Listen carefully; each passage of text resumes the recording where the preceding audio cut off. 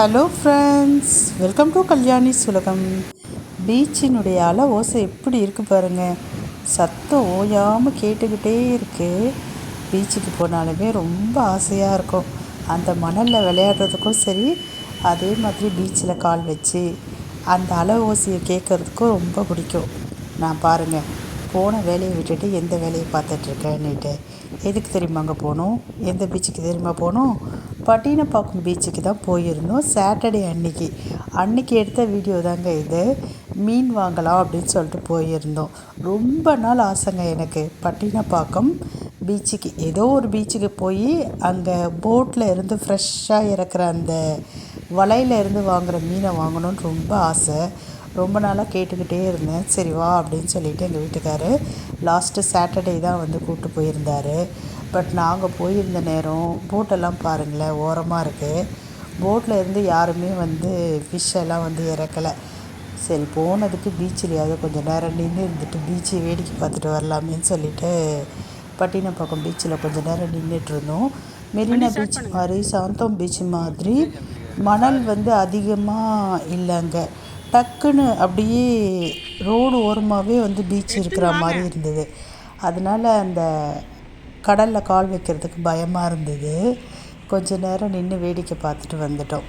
அதுக்கப்புறமேட்டு ஃபிஷ் வாங்கினோம். ஃபிஷ் வந்து பார்த்திங்கன்னா ரொம்ப ஃப்ரெஷ்ஷாக இருந்தது.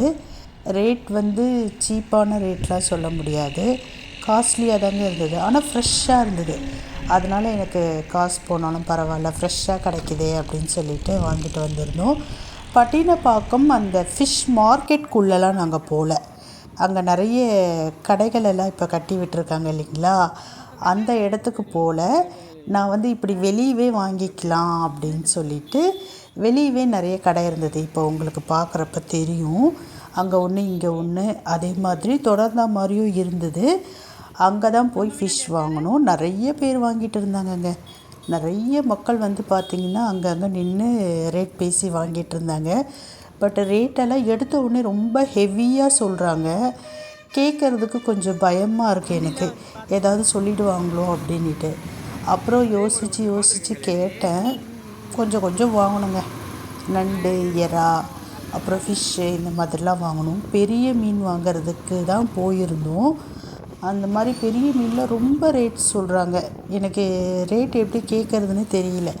அதனாலேயே பெரிய மீன்லாம் வாங்கலை. வஞ்சரம், சொரா அந்த மாதிரிலாம் வாங்கலான்னு தான் போகணும். பட்டு அந்த மாதிரி வாங்கலை, மனசு வர மாட்டேங்குது. எக்கச்சக்கமான ரேட் சொல்கிறாங்களா, நம்ம ஏதாவது விலை ஜாஸ்தியாக கொடுத்து வாங்கிட்டு வந்துட போகிறோம் அப்படின்னு சொல்லிட்டு வாங்கலை.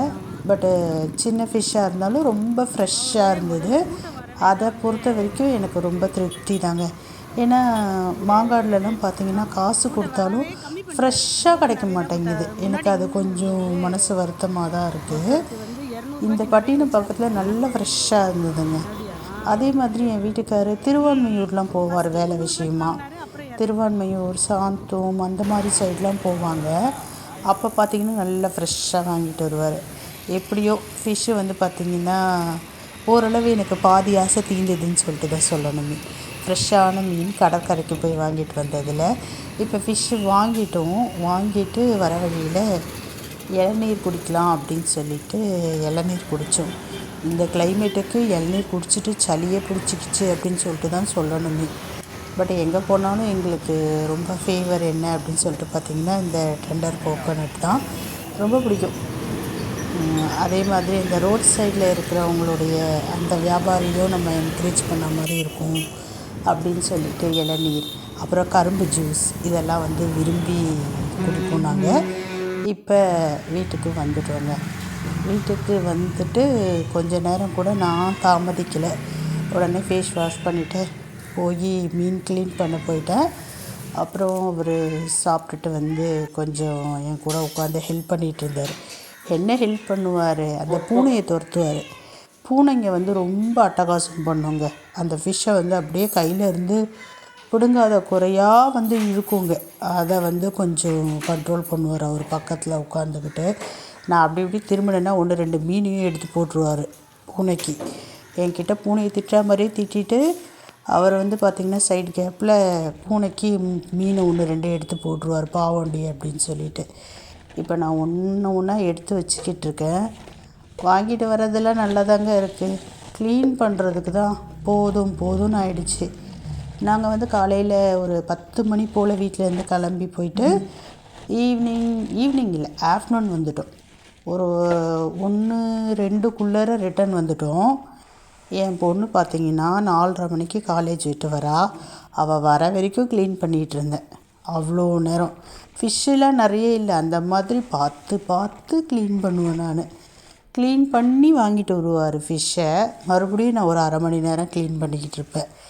என் பசங்களாகட்டும் என் வீட்டுக்காராகட்டும், செத்த மீனையே ஏண்டி மறுபடியும் சாகடிக்கிற அப்படின்னு சொல்லிட்டு கிண்டல் பண்ணுவார். இப்போ நான் எப்படி க்ளீன் பண்ணுறேன் அப்படின்னு சொல்லிட்டு பாருங்கள். ரொம்ப எக்ஸ்பர்ட்லாம் இல்லைங்க ஃபிஷ் க்ளீன் பண்ணுறதுல. பட் இப்போ கொஞ்சம் பரவாயில்ல, கற்றுக்கிட்டு ஓரளவு செய்கிறேன்.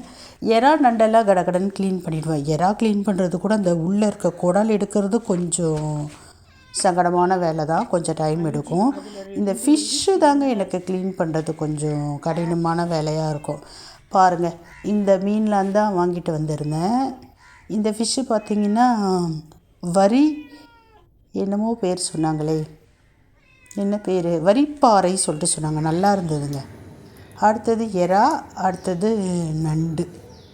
நண்டு வந்து பார்த்திங்கன்னா நாங்கள் போயிருந்த சாட்டர்டே அன்றைக்கி நிறைய இடத்துல நண்டு வச்சுருந்தாங்க. ஆனால் எடுத்த உடனே 1000 ருபீஸ், 1200 ருபீஸ்.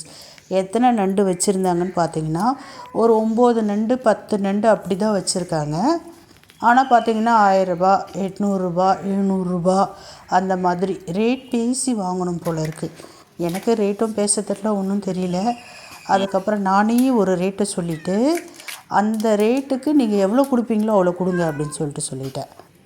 அந்த மாதிரி ஒரு 2-3 இடத்த நின்று முதல்ல பார்த்துட்டு, அதுக்கப்புறமேட்டு கடைசியாக ஒரு இடத்துல நின்று எனக்கு முன்னாடி வாங்கினவங்க என்ன ரேட் கொடுத்தாங்க, அவங்க எப்படி பேசினாங்க அப்படின்றதெல்லாம் கொஞ்சம் வாட்ச் பண்ணிவிட்டு அதுக்கப்புறமேட்டு கேட்டு வாங்கினேன்.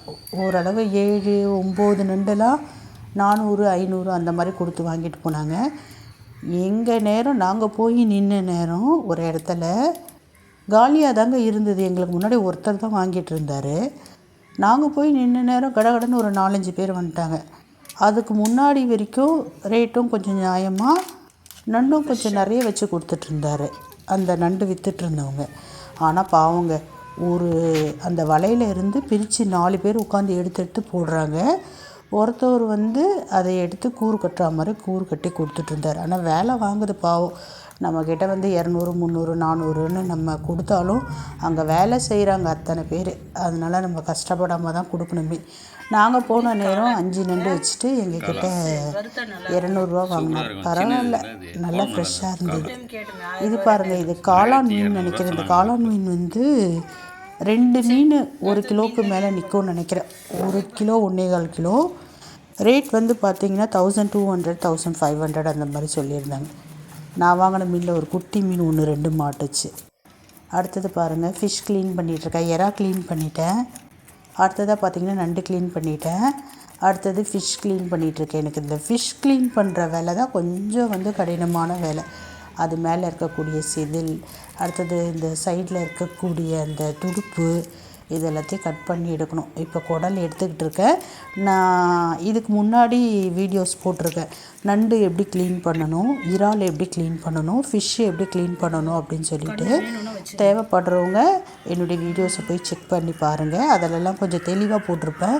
இப்போ எனக்கு கொஞ்சம் க்ளீன் பண்ணுற வேலை நிறைய இருக்குது அப்படின்றதுனால நான் வந்து பார்த்திங்கன்னா அந்த அளவுக்கு தெளிவான வீடியோ போடலாம். ஆனால் இதில் பார்த்தாலும் புரியும்.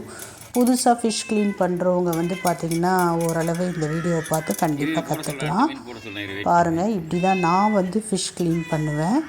இதுக்கு அப்புறமேட்டு உப்பு சேர்த்து நல்லா கொடாயின்னு கொடாஞ்சிட்டு ஒரு 4-5 டைம் தண்ணி விட்டு எல்லாத்தையும் அலசி தாங்க எடுப்பேன். அப்படி தான் வந்து நான் ஃபிஷ் க்ளீன் பண்ணுவேன். அதே மாதிரி இறால்லையும் மஞ்சத்தூள் போட்டு க்ளீன் பண்ணுவேன். நண்டு இப்போ எல்லாத்தையும் க்ளீன் பண்ணிட்டேன். இந்த வீடியோ உங்களுக்கு பிடிச்சிருக்கும்னு நினைக்கிறேன். நம்ம வீடியோஸ் பிடிச்சிருந்ததுன்னா சேனலை சப்ஸ்கிரைப் பண்ணிக்கிங்க, மறக்காமல் லைக் பண்ணிவிடுங்க. பாய்.